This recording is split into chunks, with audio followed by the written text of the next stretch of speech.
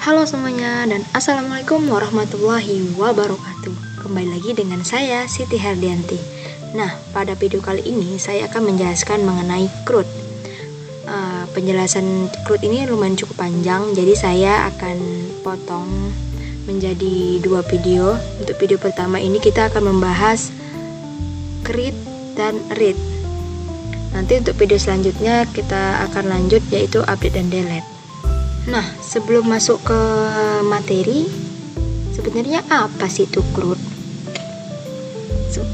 CRUD itu adalah create, read, update, dan delete, di mana data bisa ditambahkan, ditampilkan, diubah, dan juga dihapus. Fungsinya itu untuk mengubah data jika ada data yang salah. Contohnya nih, kayak ada nih pendaftar, dia mengisi formulir, rupanya ada yang typo, tapi udah di submit, dia udah disimpan, jadi dia pergi ke profilnya dan dia mengedit halaman yang typo tadi.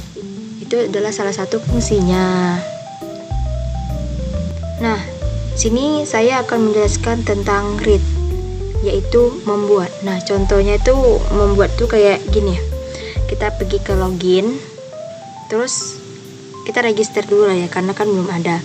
Jadi kita kasih nama nih, namanya Muhammad Alan. Ini username kita isi dengan nama Alan misalnya. Passwordnya Alan 4. Nah, untuk untuk username dan password itu kok bisa jangan sampai lupa, karena itulah kunci utama nanti untuk login. Baru email tuh misalnya kita ubah nih ya, Alan, jenis kelamin tadi laki-laki, tempat lahir misalnya Jakarta, dia lahir pada tanggal 12 bulan 12 2004.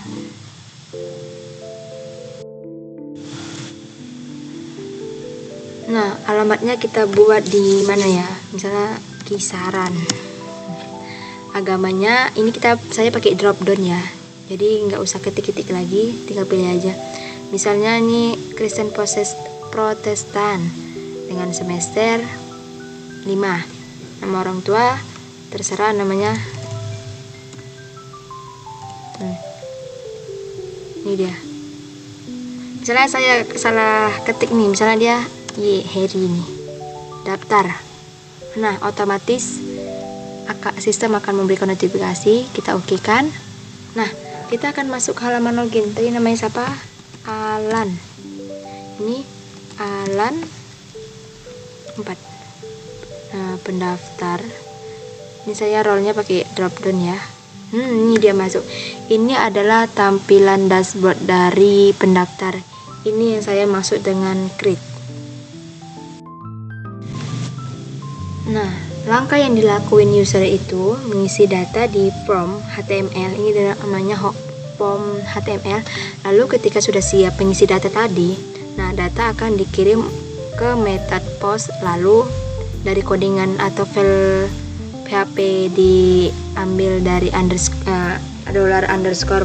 lalu data akan masuk ke database dengan perintah insert itu. Untuk codingannya akan saya tampilkan. Nah, inilah tampilan register dari CRUD, salah satu CRUD tadi, yaitu membuat create. Nah, di mana ini include koneksi PHP, ini merupakan codingan yang terhubung dengan database. Kan saya sebelumnya sudah jelaskan kalau ini koneksi ini terhubung dengan koneksi PHP yang ada di database. Lalu yang selanjutnya adalah ini dia, if ini nih server ini. Nah, ini fungsi ini tuh, kalau ini tuh berfungsi untuk mengecek apakah user dia mengecek apakah user ini sudah menekan tombol daftar apa belum. Baru ini dia nama dan juga user beserta password. Ini dia password ini. Semua data yang diketik di user form tadi kayak nama, username yang ini. Nah, itu akan ditangkap dan disimpan ke dalam variabel yang ada di database.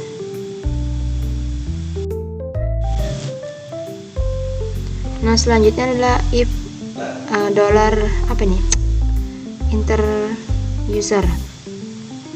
Ini dia. Ini merupakan ketika menyimpan data diri dari nama hingga nama orang tua tadi yang ini, itu akan masuk dan disambungkan ke user ID dari tabel user PHP My Admin. Tadi kan ketika kita sudah register, terus itu kan otomatis ke halaman login tuh. Nah, itu kan halaman login itu dia ada apa namanya itu? Username dan password. Nah, itu yang dimaksud dengan user ID dia. Nah, jadi walaupun kita ngisi register banyak, tapi loginnya tetap pakai username dan password aja, nggak usah banyak-banyak. Tadi saya sudah menjelaskan mengenai codingan di register. Nah, untuk yang kedua itu adalah read. Read itu dimana data ditampilkan. Read itu ketika kita mengambil data dan menampilkan data dari database ke halaman web. Jadi, ketika kita sudah membuat register tadi, itu data akan ditampilkan. Ditambah lagi, saya ini pakai dua tabel, yaitu tabel pendaftar dan juga tabel pendaftaran. Tabel daftar itu yang di register tadi, sedangkan tabel pendaftaran itu ini dia. Nah, disinilah jenis beasiswa, nomor HP, terus ngupload fotonya dilakukan di sini. Ini saya akan masukkan contohnya. Untuk nama dan jenis kelamin itu sudah otomatis terisi dari register. Kita pilih akademik, misalnya nomor HP. Ini dokumen ini opsional, tapi kalau foto juga opsional, tapi kita isi aja dulu fotonya.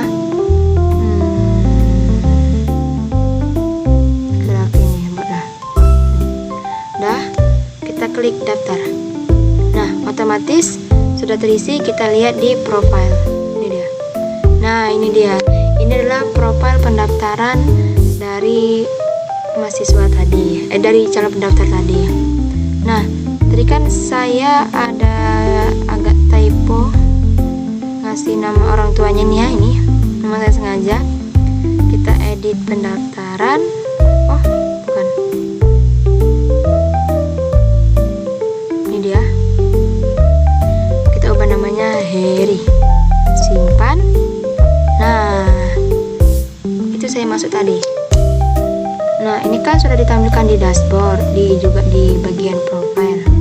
Jadi, untuk menggunakan perintahnya ini kita menggunakan select bintang from dari nama tabel, terus nanti hasilnya query hasil dari query tampilan pakai while dan foreign di dalam HTML tabel ini. Untuk penjelasan codingannya ini dia. Nah, ini merupakan tampilan codingan dari profile tadi. Jadi akan menjelaskan tentang ini. Nah, ini koneksi ini itu untuk memulai session dan juga untuk menghubungkan file ke database. Ini dia. Lalu untuk ini nih dari ini ke sini. Ini. Nah, itu untuk mengecek apakah user sudah login atau belum sebagai pendaftar. Kalau belum, nanti akan otomatis keluar. Baru untuk ini pendaftar ini diambil dari session yang di atas ini dipakai sebagai identitas user yang sedang login. Nanti ID ini dipakai untuk mencari data user di database. Untuk ini query ini dari sini ke sini itu ini tuh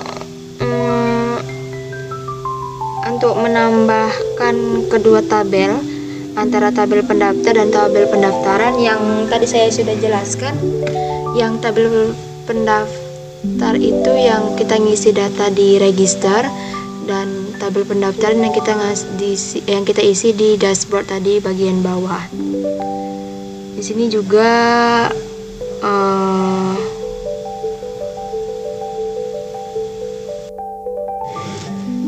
kalau untuk ini resort ini dia